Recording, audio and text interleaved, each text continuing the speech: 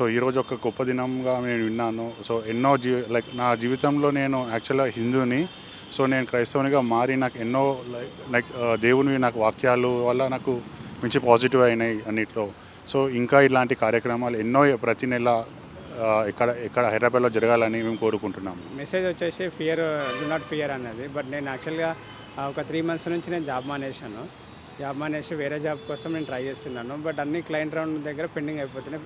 కొంచెం insecurity, fear అనేది వచ్చింది నాకు.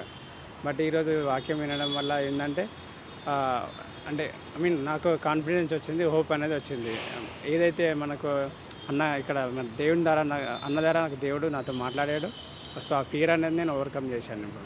చాలా చాలా బాగా వాక్యం చెప్పిండ్రు. దేవుని పాటలు మంచి పాడిండ్రు, మంచి సువార్త ఇచ్చిండ్రు. మనకు చాలా ఆనందం ఉంది. చాలా చాలా మంచి వాక్యం చెప్పింది సార్. మాకు ఇక్కడ వచ్చినాక జర సమాధానం అనిపిస్తుంది.